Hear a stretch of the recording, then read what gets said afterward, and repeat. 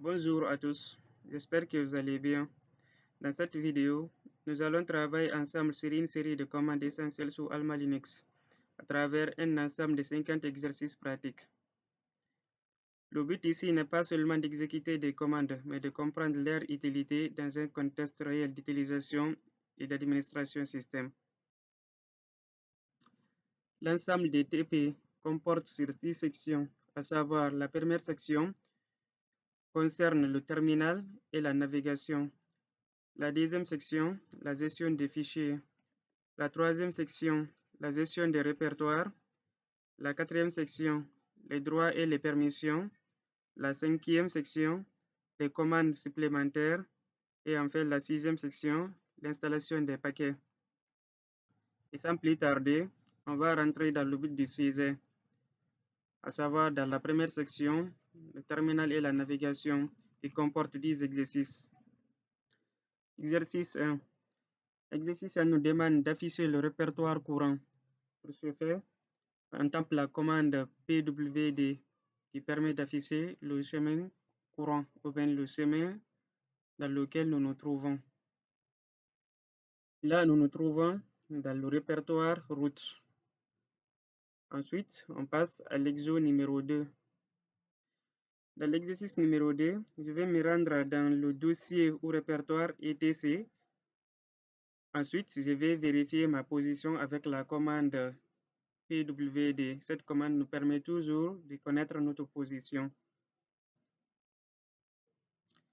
CD nous permet de rentrer dans le répertoire etc.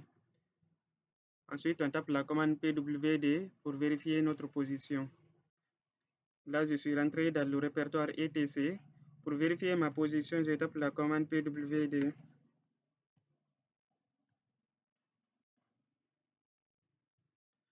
Exercice numéro 3. Dans cet exercice, je vais afficher le contenu détaillé du répertoire var avec la commande ls-l/var.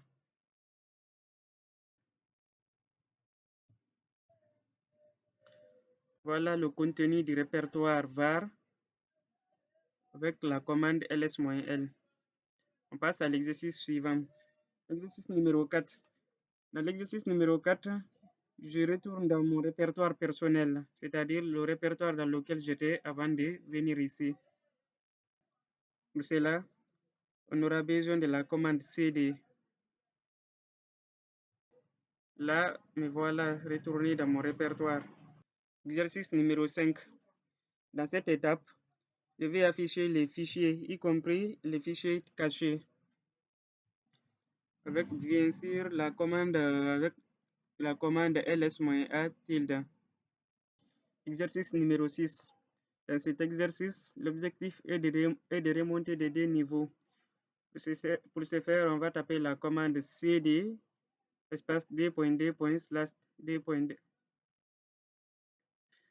L'exercice numéro 6. Dans cet exercice, l'objectif est de remonter de 2 niveaux. Pour ce faire, on tape cette commande cd ./.. Il nous permet de remonter de 2 niveaux dans l'arborescence.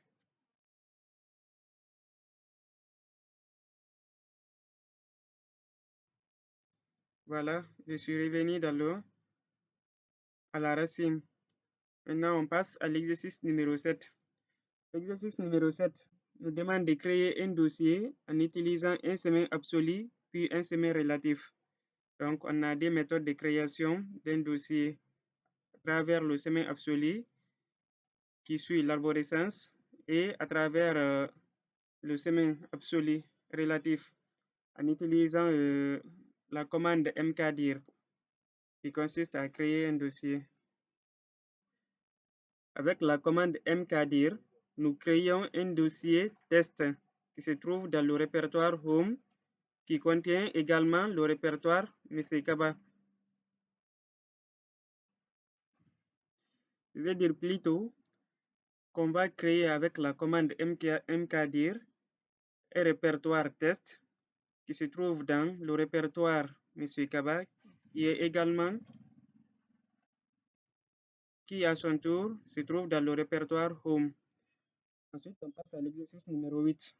Dans cet exercice, je vais afficher le nom de ma machine avec la commande CAT. Voilà, je disais avec la commande CAT, on va afficher le nom de notre machine. Exercice numéro 9. Dans cet exercice, je vais lister les répertoires commençant par la lettre D. Tous les répertoires commençant par la lettre D. Avec la commande cd usr/char. Et je vais lister le tout avec la commande ls-d d star. Exercice numéro 9. Dans cet exercice, je vais afficher tous les répertoires commençant par la lettre D. Et ensuite, je vais afficher avec la commande ls-d après D star.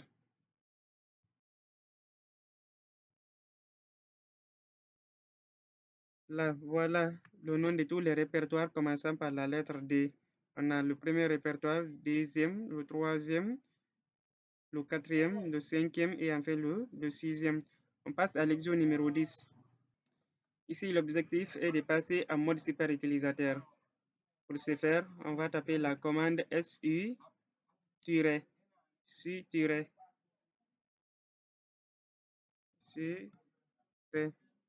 Là, on va passer au mode super utilisateur. Voilà. On passe à l'exo numéro 11.